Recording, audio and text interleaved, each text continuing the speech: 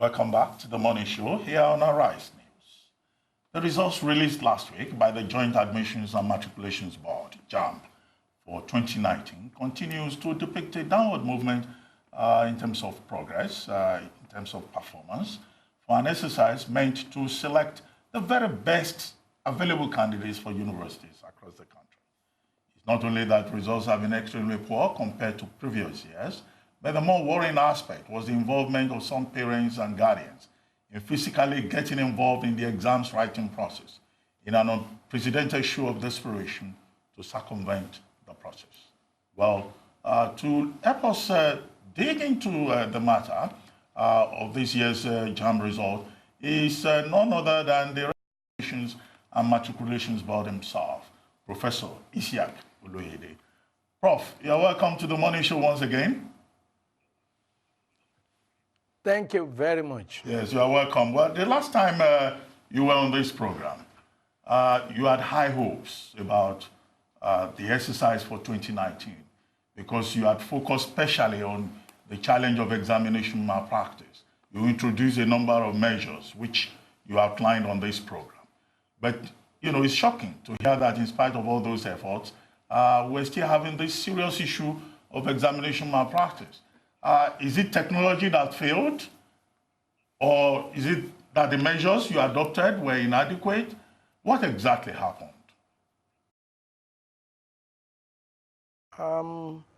Thank you very much. None of those things happened. We are working according to plan. You will recollect that in 2018, while releasing the results, we did mention that in 2019, we are going to move to a higher level, and that what we are going to do is to further scrutinize before releasing results, and that's exactly what we did. And the fact that many more people were caught cheating does not mean that there is increase in the number of violators. What it means is that we have more intensive monitoring, which threw up some other things that we could not have seen if we had not been that intensive in monitoring. So as far as we are concerned, there is no problem. Things are working well. We might say that we are shocked at the level of decay, but that notwithstanding, everything is working according to plan. We decided that we were going to scrutinize before release, and that's exactly what we did. And we have released the results. We told you about 34,000 out of 1.8 or thereabout. I believe we are making progress, and there is no problem. The technology is working very well, and we are moving towards having standard examination, having an examination that we can beat our chest and say, indeed, the result is actual reflection of what transpired or the competence or ability of the candidates. Let's look at the glitch in the process for obtaining results. JAMB instructed the candidates to send their details to a short code, and then they'll get their results. But in practical terms, a lot of people have been trying for days and have not been able to get their results. And at 15 naira a pop, it does add up. And added to that is the anxiety. Yeah, it does. The anxiety to the parents and the candidates, because you don't know where you stand, you're in limbo. What is JAMB doing to address this? I know you blamed GSM operators, but what are you doing from your end? And will this scheme, the 55019, will it be scrapped for future examinations? Thank you. Thank you very much. I think many people, some people are hell-bent on criminalizing JAMB. JAMB is simply using an existing facility, and that facility is effective. And as far as I'm concerned, people talk about 50 naira. 50 naira is not coming to JAMB. 50 naira is the money charged by Telcom for, in fact, I heard that some people were planning to protest that JAMB was charging 50 naira. Charging 50, what we got to know was that it was the rate was 100 naira. And that out of the 100 naira, there is a portion that will come to JAMB. We sacrificed our own portion and say, charge what is available. And 50 naira was arrived at that will go to the telecom and those connected with it. As for not getting the results, as some people are saying, I do not believe that that is because as at this morning, as we speak, if your camera can pick it, you have it because we monitor. That's why when people talk, we are talking about 1.8 million candidates. We have released result of 1.7 plus. As of today, as I speak with you, you can see that the figure is changing. 1,331,050 are checked. And if you go to MTN, for example, out of them, 923,294 is MTN candidates, those to whom results had been delivered. When you go to Glo, for instance, this Glo, 196,186. If you go to Airtel, this is it, 146,154. V9 Mobile, it's also there. All of them are working. Look, today alone, 551 are checked on 9 Mobile. Airtel had 12,000. Glo, today alone, 731. MTN, today alone, 4,732. And this is not inclusive of those who are rechecking. Because if you recheck, it will go here. Look at it, resend. That those who are checked once, and they still want to check once, there was a candidate who had checked 12 times. And we had to call him, why are you checking so many times? I couldn't believe what I scored. That's why I was checking. So you could see 51,601 are people who are checked and rechecked. We are monitoring. That's why when people make allegations, we are relaxed and we just smile and say, look, because we have the system and we are monitoring the system. Anybody can claim anything. There is a particular person syndicating. I did not see the result. Yesterday, there was problem with Airtel for most part of the day. We are on top. The day before yesterday, it was 9 Mobile for almost 6 hours. Yesterday, Airtel, from morning till around 3, 4, there was problem with Airtel. We were on them. So the system is working perfectly. And if there is a problem, municipal problem, that's where I see telecommunication issue. If there are municipal problems, we will not, because there will be municipal problem, run away from utilization of the platform that is globally available to everybody. So for us, if anybody has difficulty, the results are there. And we have released the results. If you have telecommunication problem, it will be over. And by the time we put it online, the pressure will not be much. That's just what we want to achieve. We want to make sure that there is no stampede, there is no overcrowding of the center. The students are not, candidates are not exploited by those people who had prepared themselves for exploiting them. They will have known the result before going there. So nobody can fake result for them. Nobody can give them any other result. But now we are 1.3. And yesterday we decided that, look, by the time we reach 1.5, that we know that 1.5 candidates are checked their results, we will then say, look, go ahead. It could be today, it could be tomorrow. We know that before the end of today, 1.5 of the 1.7 will have checked their results. So the pressure will be down. Those who score below 100, we don't need to go to anywhere to print anything. Those who score 60, 40, 30, or those whose results have been cancelled, they will not have no business going to waste their money. It will be double jeopardy for them if they fail. And they, at the same time, they have to go and pay. Now, it's very thoughtful of JAMB. Prof, at the last check, you've blacklisted 116 CBT centers. This does speak to the issue of examination malpractice, which you have put measures in place to check. But it would seem as if more people were emboldened this time around to circumvent those systems you've put in place. 116, that's a lot of numbers. Yes. Thank you very much. 116 at the time we announced. I know now there are more than 116. Because the exercise is ongoing, there are things that we are checking. We couldn't delay the release of the result until we check on. We are now focusing all the CBT centers are being subjected to proper scrutiny. And at the end of, I know as of today that it has grown up to more than 120 and is still ongoing. I believe that people who have ulterior motives for setting up their CBT centers, they better go and even if they do not, we are going to make sure we dismantle them. We believe that there should be private contributors who are genuinely interested in development, and not just private institutions. There are public institutions that have allowed their staff to do what they are not supposed to do. We are not going to spare anybody. It does not matter. The only institution we will spare, whether private or public, is where we are convinced that the appropriate authorities are taking prompt action. And this prompt action includes detecting, writing statement about what had happened, thorough investigation, handing the person over and the person over to the police for prosecution.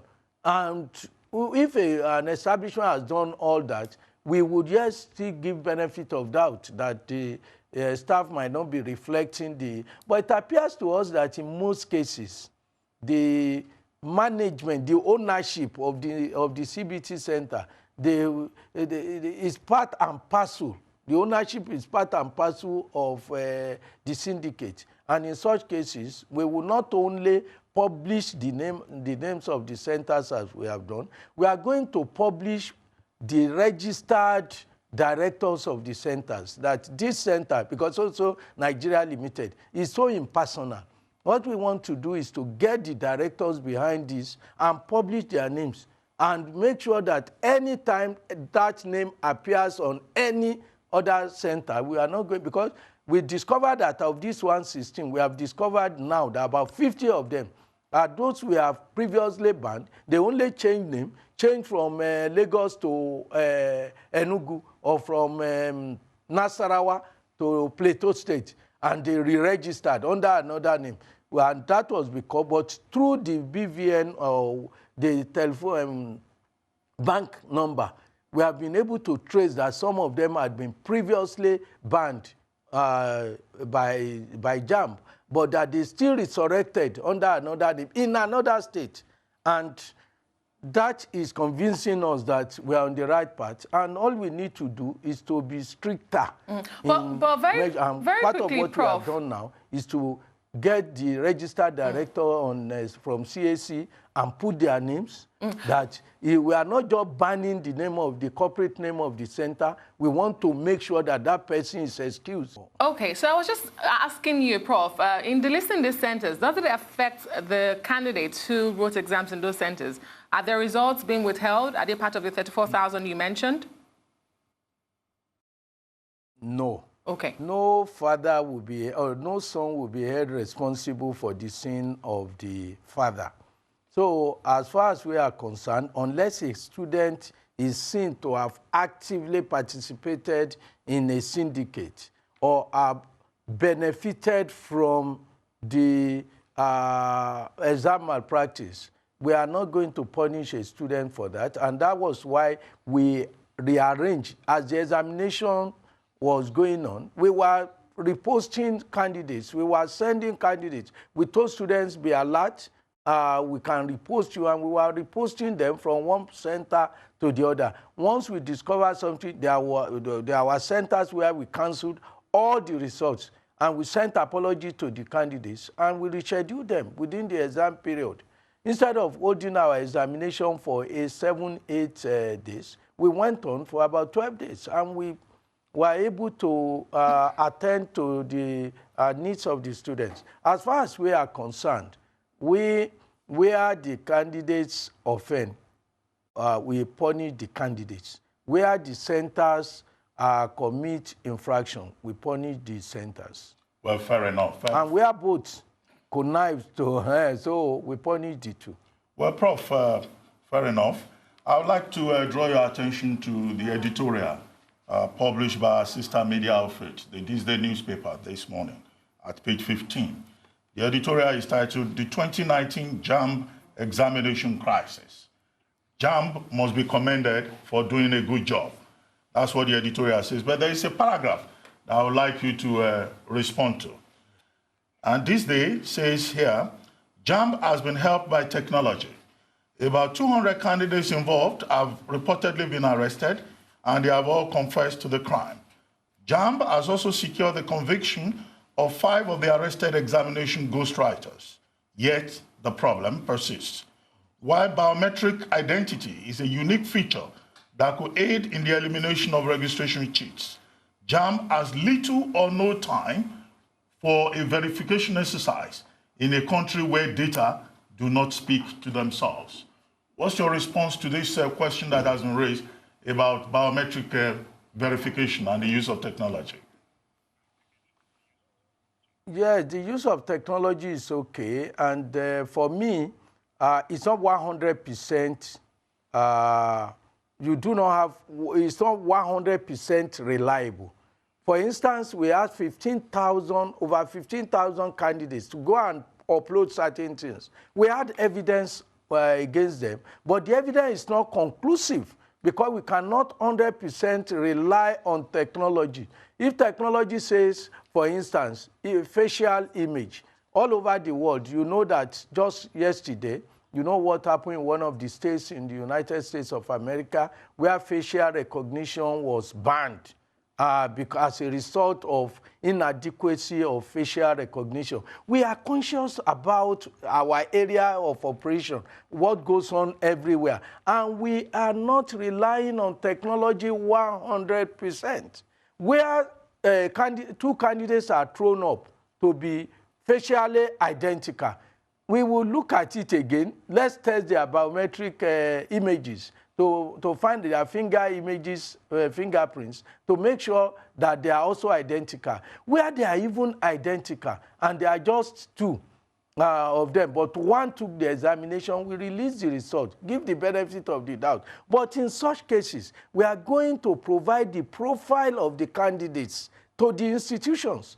They need to be, though institutions are not asylum, as some people, when they are fed up with their children at home, they think universities are asylum where they can reform them. Universities cannot do that. But because universities and polytechnics and colleges of education award their degrees on the basis of character and learning, we are going to make the character, suspicion of character, we are going to make them available to all the institutions so that the candidates could be monitored properly. And if technology happens to be accurate, and we have given unduly the benefit of the doubt to a particular candidate, the institution can close watch the candidate and then make early decision about before the person commits the nation to unnecessary expenditure. Now, the Exam Ethics Marshal International also gave you and your team a glowing review and highlighted the fact that you didn't stop short at identifying offenders, but that you've actually had some people convicted, as Dr. Abati just said, and that 123 people are standing trial. My question for you is, why is it that other government agencies stop short of this? That would just be hypothetical because you're not in their shoes. But what word of advice do you have in order to improve our situation as a whole in the society, to take things to its logical conclusion and not just identify people and throw them back in the pond, but to actually identify and prosecute? Yes, thank you very much. I am aware that at the level of the ministry, there is a committee, interagency committee, addressing the issue at the global level. The Permanent Secretary, Federal Ministry of Education, put up a committee that, under the directive of the minister, that we are looking collectively, it's beyond one institution. It's beyond what somebody can say, it is this group, it's another group. demonizing agencies unnecessarily. It's something that we should collectively fight. It does not matter whether it is JAMB. For example, I've not seen one case of leakage of JAMB examination. I've not seen one.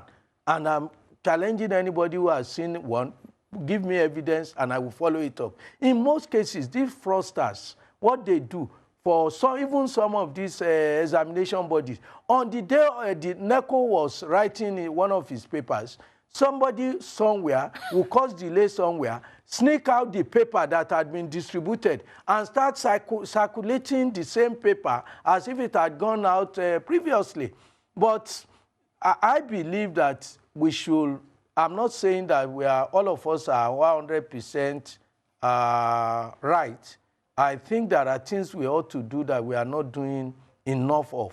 And we are working on it collectively. The assessment bodies in Nigeria, we meet, though not as frequent as one would have thought. But we are meeting now. And as we meet, we try to make sure that we improve collectively. It's not about one body or the other, because we are taking from the same source, the same candidates who are doing NECO. They are the one doing NECO examination. They are the one doing WASC. They are the one doing UTME. They are the one, all these examinations, the same with the certificate of NAPTEP and so on. So the only solution is to form a synergy that, and with the institutions.